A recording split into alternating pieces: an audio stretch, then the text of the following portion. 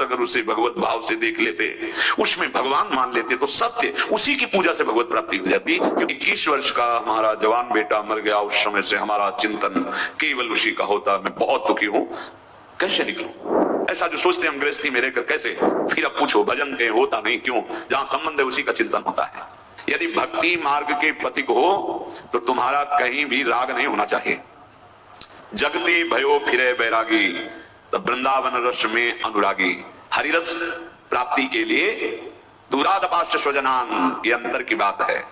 राग नहीं, पूरा जीवन रोते बीत जाएगा, जीवन बर्बाद कर देगा कोई भी राग, यही तो समझ में नहीं आ रहा। कहीं भी राग हो, पूरा जीवन तो संग में व्यतीत हुआ, अब विरह में व्यतीत हो रहा। काश अगर उसे भगवत भाव से देख लेते, उसमें भगवान मान लेते तो सत्य उसी की पूजा से भगवत प्राप्ति हो जाती। क्योंकि उसमें भगवान है, पहले भी थे, आगे भी रहेंगे। जब सर्वत्र है तो उस छवि में भी भगवान है, पर वो भगवान को ना मानकर, भगवत भाव ना मानकर, उस पांच भौतिक शरीर को अपनी अर्धांगिनी, अपनी आसक्ति का केंद्र माना, वो आसक्ति उसके लिए हानिकर। भरत जी महाराज यदि मृग में अपने आराध्य देव भगवान को देखते तो भगवत प्राप्ति होती, हिरण नहीं बनना पड़ता। भक्ति पंथ को जो अनुसरे तो सुत। कल प्रश्न किया था एक माई ने, 21 वर्ष का हमारा जवान बेटा मर गया, उस समय से हमारा चिंतन केवल उसी का होता। मैं बहुत दुखी हूं, कैसे निकलूं?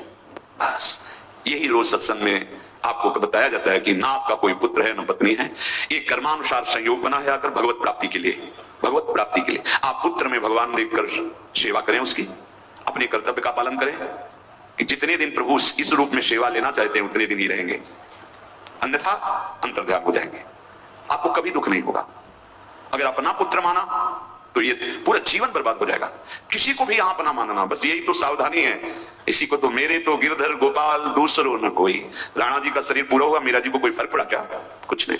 परिवार के जन कहते हैं मांग जो सुहाग भरी मिटा दो, ये चूड़ला उतार दो, तो नहीं, हमने माना ही नहीं इनको पति, अपना माना ही नहीं। मेरे तो श्याम सुंदर हैं पति और वो अविनाशी हैं, तो मेरा सुहाग भी अविनाशी, मेरा अमर चूड़ला है। नहीं, ये एकमात्र भगवत पूरे परिवार में रह रही थी, पूरा जैसा व्यवहार चाहिए वैसा ही व्यवहार कर रही थी। हमारे ब्रज की गोपी जन वैसा ही व्यवहार, पति के साथ, पुत्र के साथ, परिवार के साथ, लेकिन किसी में राग नहीं। यहां तक कि एक नेत्र में अंजन लगा है, श्री कृष्ण आवाहन करते हैं बंसी से तो दूसरे में अंजन नहीं लगा रहे हैं, ऐसे चली जा रही। एक बाह ऊपर के वस्त्र की डाली तो वैसे ही चली जा रही, दूसरी बाह भी डालने का उनको होश नहीं है। एक कुंडल पहने तो दूसरा कुंडल भी, बालक गोद से श्री कृष्ण का बुलावा, तो चित्तवृत्ति कृष्ण में अर्पित थी, इसलिए कोई नहीं रोक पाया। बड़े बड़े परमहंस गोपीजनों की स्थिति देखकर उनकी चरण वंदना करते हैं। ऐसा जो सोचते हम गृहस्थी में रहकर कैसे, तो हमारी ब्रज की गोपियों ने, ब्रजवासियों ने, गोपजनों ने दिखा दिया कि गृहस्थी में रहकर परमहंसों द्वारा पूज्य वंदनीय स्थिति कैसे। उद्धव सनकादि ब्रह्मादि जिनकी चरण वांछत हैं, वह गोपीजन सुत कलत्रशों हित परिहरे। ये शरीरों के अंदर गोविंद विराजमान, अगर ये भावना नहीं तो फंस गए। फिर आए थे, फंसूंगा नहीं वादा करके। मां के गर्भ से निकाल दो हे गोविंद, इस बार जाएंगे तो केवल आपका भजन करेंगे, सबसे राग रहित होकर रहेंगे। फिर भूल कर गए, जैसी जैसी शुद्ध हुई वैसे वैसे हमने संबंधों का विस्तार कर लिया। फिर अब पूछो भजन के होता नहीं क्यों? जहां संबंध है उसी का चिंतन होता है। असन बसन की चिंता न करे, वस्त्र भोजन व्यवस्था इसकी चिंता मत करो। जो तुम्हारे सामने कर्तव्य कर्म उपस्थित हुआ है उसको करो, फल की आकांक्षा मत करो। विश्वम्भर भगवान सबका भरण पोषण करते हैं कर्म के अनुसार। पक्षपात होता है भक्त के साथ। संपूर्ण सृष्टि का भरण पोषण कैसे करते हैं? कर्म के अनुसार। कर्म प्रधान है तुम्हारा, जो तुम किए हो अनंत जन्मों में और जो कर रहे हो उसी के अनुसार सरकारी व्यवस्था होगी, भागवतिक सरकारी। आप कर्म बिगाड़ लिए, अपने दुख देने वाले कर्म एकत्रित कर लिए और भगवान को कोसते हो। हर व्यवस्था तुम्हें दी, बो इसमें क्या बोगे? तुमने बोया दुख का बीज, अधर्म आचरण, मनमानी आचरण, गंदी बातें, गंदे आचरण, धर्म विरुद्ध। अब उसका फल होगा भयानक दुख। वो किस रूप में आएगा ये हमें पता नहीं। रोग रूप में आएगा, अपमान रूप में आएगा, क्या क्या उसके बहुत रूप हैं। अब कोशो भगवान को। व्यवस्था तो उन्होंने की थी, तुम इसमें सत भी बो सकते थे, क्यों असत बोया? काटो उस असत को। बोले हमसे नहीं काटा तो फिर चलो उन्हीं की शरण में आओ, उन्हीं की शरण में। आम तो आम स्वरूपापे भ्यो मोक्षयिष्यामि मा शुचः, मैं पावन कर दूंगा तुम्हें। तो असन बसन की चिंता न करें। प्रभु के आश्रित अगर हो तो असन बसन की चिंता न करें। एक एक कैसे तुम्हें बताए, हर एक कृपा ही कृपा, मानो कृपा की वर्षा हो रही है। वर्षंत में सहजात सौख्य धाराम, अद्भुत सुख की वर्षा, अद्भुत कृपा की वर्षा। ये ऐसा मत समझो कि केवल कोई बहुत तपस्वी भजनानंदी तो उसके लिए है। आज से आप अगर उनके हो गए, चाहे जैसे रहे होगे, ये कृपा ये नहीं देखती कि तुम कैसे हो। जैसे पारसमणि नहीं देखती कि ये बहुत तपस्वी के घर का लोहा है या बहुत निंदनीय आचरण करने वालों के घर का लोहा है, वो छूकर दोनों को समान स्वर्ण बना देती। ऐसे भगवत कृपा कोई कैसा भी हो शरण में आ जाए तो उसे महान बना देती, उसे महात्मा बना देती, उसे भगवत प्रेमी बना देती है। विश्वास करो, असन बसन की चिंता ना करे। अगर चिंता है तो शरणागति किसकी ली, किसको शरण किया? चिंता तुम्हें क्यों? चिंता तो आराध्य देव की है तुम्हारी, हमें चिंता नहीं अपनी, उन्हें चिंता हमारी है। हमको अब चिंता नहीं करनी क्योंकि ये सब कुछ उनका हो गया। जो कल समर्पण की बात हुई तो आज कह रहे हैं तुम्हें चिंता नहीं करनी। अगर चिंता करते हो तो समर्पण किसका किया? विश्वंभर सब जग कौन भरे, सेवक जी भी कह रहे विश्वंभर सब जग आभास, पोषण भरन न चिंत कराही, श्री हरिवंश विभव बिलसाही, श्री वृंदावन की माधुरी है। उपासक पोषण भरण की चिंता का त्याग कर दे क्योंकि विश्वंभर है, समस्त विश्व का भरण। इसी बातों को ना स्वीकार करने से यहां द्रोह, हृदय में, घर में द्रोह, नगर में द्रोह, राज्य में द्रोह, देश में द्रोह, विश्व में द्रोह का विस्तार हो रहा है। ना समझो अध्यात्म को, ना समझो भगवान को, मत करो भजन तो देखो विनाश लीला उनकी। यहां अपने छाती में देखो कैसी जलन हो रही, कैसा द्रोह मचा हुआ है हृदय में। यहां युद्ध, बाहर युद्ध, भीतर युद्ध। बचना है तो एकमात्र मामे प्रपद्यन्ते माया में ताम तरंती। समझ में नहीं आ रहा।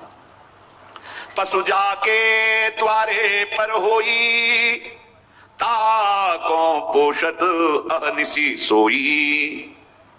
जो प्रभु के शरणागत आवे, सर्वज्ञ है, ताको प्रभु क्यों करी बिसरावे। ए भाई, यदि किसी धर्मात्मा पुरुष के दरवाजे पर बराबर कोई पशु बैठा रहे, अनुकुत्ता ही, वो और दरवाजे नहीं जाता, अब उसको चिंता हो जाएगी। खाने के पहले सोचे बैठा है क्या? हाँ बैठा है, यार 2 रोटी डाल यार। वो कहीं जाता नहीं, दरवाजे पे पड़ा है। पशु जाके द्वारे पर होई, ताको पोषत निशी सोई। कोई भी धर्मात्मा पुरुष ऐसे नहीं खा सकता, दरवाजे पर बैठा है, रोज बैठा रहता है, कहीं जाता ही नहीं। ये दोनों टाइम इसको 2-2 रोटी तो देते रहना। फिर हमारे प्रभु, जो प्रभु के शरणागत आवे, ताको प्रभु क्यों करी बिसरावे। धर्म समुद्र है प्रभु, सर्वज्ञ है, सब कुछ जानते हैं, और तुम उनके द्वारे पे आके पढ़ रहे हो, उनके शरणागत। अब तुम्हें अपनी चिंता करनी पड़ेगी? नहीं, बड़ी भूल कर रहे हो। पता नहीं, विश्वास नहीं होता कि पवाएंगे कि नहीं पवाएंगे। तो मन मेरे एक संत भगवान यही गा रहे थे, सबका भगवान भरण पोषण करते हैं, और जो कहीं कोई भगवत आश्रित हो जाए तब तो भगवान अपने कर कमल से उसका भरण पोषण। युगत क्षेमम कराम्य हम नहीं कहा भगवान ने, मैं करवा देता हूं, ऐसा नहीं कहा। वहां में हम बोले नहीं, वो तो आज एक व्यक्ति आया था, उसने ये दे दिया। तुम्हारी दृष्टि ठीक नहीं है, वो कृष्ण ही आए थे, तुम पहचान नहीं पाए। तुम पहचानने वो प्रभु सच्ची सच्ची। धोखा उपासक से होता है, उपास्य देव से नहीं। उपास्य देव ही तुम्हारा भरण पोषण दुलार सब कर रहा है, तुम पहचान नहीं। इसीलिए किसी सूझ वाली आंख ने पहचान की, कण कण में झांकी भगवान की। पहचानना ना जाने किस रूप में, नारायण में, मेरे प्रभु किस रूप में आकर रोज मिलते हैं प्रभु, रोज। पहचानो, क्या पहचानना? अब हम पहचान पाए ना पहचान पाए, जो मिलेंगे सुमन से पहले प्रणाम करेंगे प्रभु। जो भी पशु पक्षी मनुष्य जड़ चैतन्य, प्रभु प्रभु हे नाथ आप सब रूपों में हो प्रभु। भले दिखाई नहीं दे रहे हो लेकिन हो सब रूपों में। ये परमानंद का मार्ग है, तभी दैन्यता आएगी, तभी सब विकार नष्ट हो जाएंगे। बता रहे हैं कि विश्वास कर लो। संत भगवान ने कहा भगवान सबका भरण पोषण करते हैं। कई बार सुनाया है मलुकदास जी को, भगवान कैसे भरण पोषण? ये सबका प्रश्न है। बैठे भगवान दे देगा, तुम बैठ कहां पाते हो? बैठने का मतलब है फिर तो जो चाहोगे थोड़ा देखा जाएगा। कि 3-4 दिन हो गए अभी कवल नहीं आया, अरे सब झूठा है। नहीं, बिल्कुल डटे रहना, आखिरी हद है।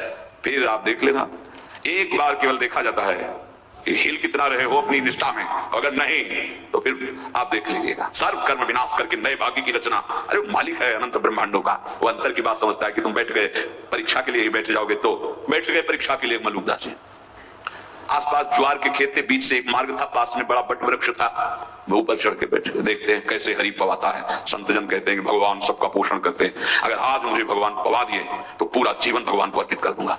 बैठ गए। थोड़ी देर में देखा कि 4 अंग रक्षकों से घिरे हुए राजकुमार, उस समय छोटे छोटे राजा भी होते थे, तो ऐसे ही वन विहार के लिए निकले थे। बड़ा वृक्ष देखा, बोले इसी के नीचे प्रसाद पा लेते हैं। बोले यहाँ स्वर्ण की थालियां लगी, चद्दर बिछी स्वर्ण की थालियां, बड़े सुंदर सुंदर पकवान सब भोग, क्योंकि 7 विचार थे। इतने में एक अंगरक्षक ने दूर से देखा धूल उड़ रही, तो उन्होंने कहा हमें लगता है राजकुमार युवराज की ये जंगली जो डाकू लोग होते हैं वो आ रहे हैं, क्योंकि अगर अपनी कोई सेना होती तो बिना आज्ञा के आ नहीं सकती थी, तो ये चोर हो सकते हैं, अब तुरंत चलो, क्योंकि अपने पास ज्यादा सैनिक नहीं है, हम लोग तो आपकी आज्ञा से 4 लोग ही आए, भागे सब।